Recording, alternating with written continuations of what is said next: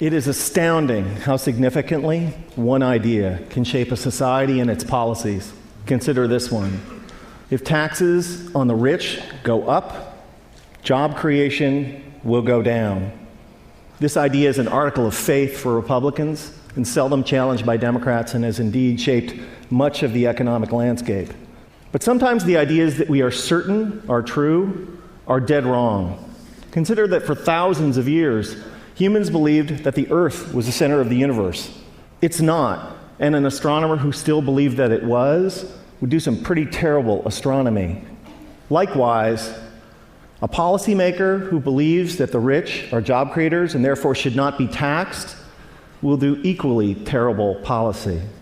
I have started or helped start dozens of companies and initially hired lots of people. But if there was no one around who could afford to buy what we had to sell, all those companies and all those jobs would have evaporated.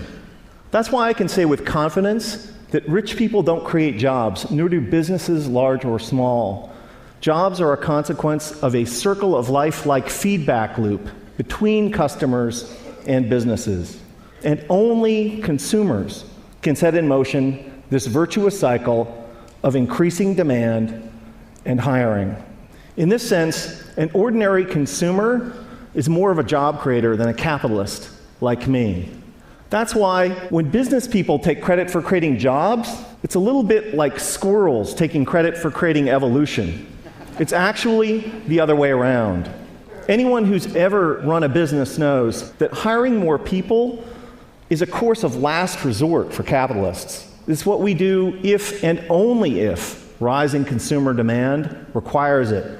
And in this sense, calling ourselves job creators isn't just inaccurate, it's disingenuous. That's why our existing policies are so upside down. When the biggest tax exemptions and the lowest tax rates benefit the richest, all in the name of job creation, all that happens is that the rich get richer. Since 1980, the share of income for the top 1% of Americans has more than tripled, while our effective tax rates have gone down by 50%. If it was true that lower taxes for the rich and more wealth for the wealthy led to job creation, today we would be drowning in jobs. And thank you. And yet, unemployment and underemployment is at record highs.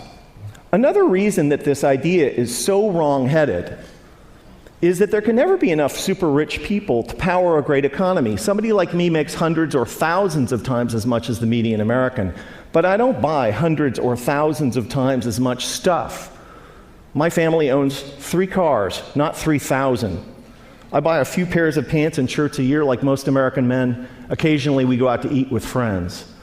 I can't buy enough of anything to make up for the fact that millions of unemployed and underemployed Americans can't buy any new cars, any clothes, or enjoy any meals out.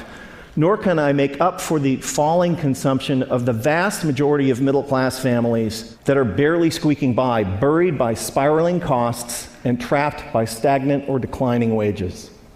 Here's an incredible fact, that if the typical American family still retained the same share of income that they did in 1970, they'd earn like $45,000 more a year. Imagine what our economy would be like if that were the case. Significant privileges have come to people like me, capitalists, for being perceived as job creators at the center of the economic universe, and the language and metaphors we use to defend the current economic and social arrangements is telling. It's a small jump from job creator to the creator. This language was not chosen by accident. And it's only honest to admit that when somebody like me calls themselves a job creator, we're not just describing how the economy works, but more particularly, we're making a claim on status and privileges that we deserve. Speaking of special privileges, the extraordinary differential between the 15% tax rate that capitalists pay on carried interest, dividends, and capital gains, and the 35% top marginal rate on work that ordinary Americans pay, is kind of hard to justify without a touch of deification. We've had it backwards for the last 30 years. Rich people like me don't create jobs. Jobs are a consequence of an ecosystemic feedback loop between customers, and businesses. And when the middle class thrives, businesses grow and hire, and owners profit. That's why taxing the rich to pay for investments that benefit all is such a fantastic deal for the middle class and the rich. So, ladies and gentlemen, here's an idea worth spreading. In a capitalist economy, the true job creators are middle-class consumers.